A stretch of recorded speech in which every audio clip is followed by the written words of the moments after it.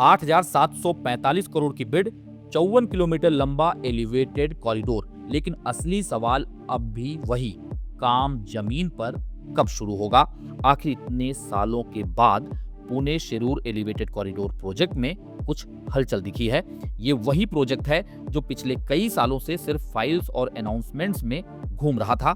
लगातार 22 बार इसकी bidding process टली, कभी टेक्निकल इश्यूज, कभी अप्रूवल्स के इश्यूज, लेकिन अब फाइनली कुछ ठोस कदम उठे हैं।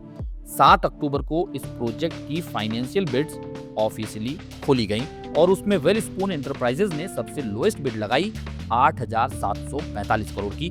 बाकी दो बड़े प्लेयर थे, अदानी एंटरप्राइजेज जिसने 10,124 करोड़ का बिड लगाया और जीआर इंफ्रा प्रोजेक्ट्स ने 10,335 करोड़ पर बिड किया। प्रोजेक्ट का मॉडल रहेगा बीओटी अंडर PPP, यानी कि बिल्ड ऑपरेट ट्रांसफर, यानी कंपनी खुद बनाएगी, ऑपरेट करेगी और कुछ साल बाद सरकार को हैंडओवर करेगी। इसका मतलब है कि इनिशियल इन्वेस्टमेंट प्राइवेट कंपनी करेगी और बाद में टोल रेवेन्यू से रिकवर करेगी। पूरा कॉरिडोर करीब 54 किलोमीटर लंबा और 6 लेन एलिवेटेड होगा, जो एग्जिस्टिंग पुणे अहिल्यानगर हाईवे के अलाइनमेंट पर बनेगा। इससे लैंड एक्विजिशन काफी कम होगा क्योंकि नया रास्ता नहीं काटना पड़ेगा। इस कॉरिडोर से पुणे से शिरूर की लगभग 2 घंटे की यात्रा करीब 45 मिनट की रह जाएगी। ये ईस्ट पुणे और वाघोली के लिए एक मेजर कनेक्टिविटी अपग्रेड माना जा रहा है। वेलस्पून की बिड MSIDC के एस्टीमेट से करीब 46% ज्यादा है, इसलिए अब सरकार डिटेल्ड फाइनेंशियल इवैल्यूएशन करेगी प्रपोजल टेक्निकली और इकोनॉमिकली वायबल है या नहीं। तो ये प्रोसेस अभी भी कुछ समय लेगी। अगर सब कुछ स्मूथली चला तो कंस्ट्रक्शन मिड 2026 तक शुरू हो सकता है और प्रोजेक्ट को पूरा होने में करीब 4 साल लगेंगे।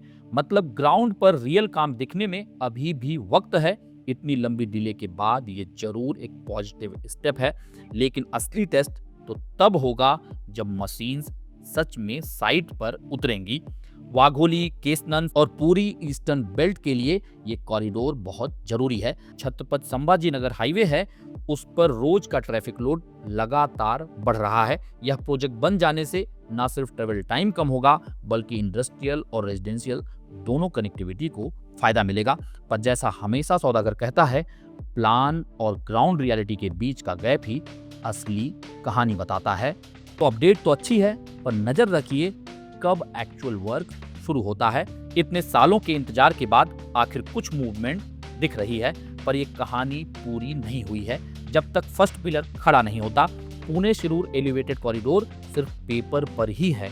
अगर आप जानना चाहते हैं कि इसका वाघोली की प्रॉपर्टी वैल्यूज और डेवलपमेंट पर क्या असर पड़ेगा, तो वो हम आने वाले वीडियोज में विस्तार से कवर करेंगे। हर खबर को समझना जरूरी है क्योंकि जमीन से जुड़ी सच्चाई हमेशा हेडलाइन से बड़ी होती है।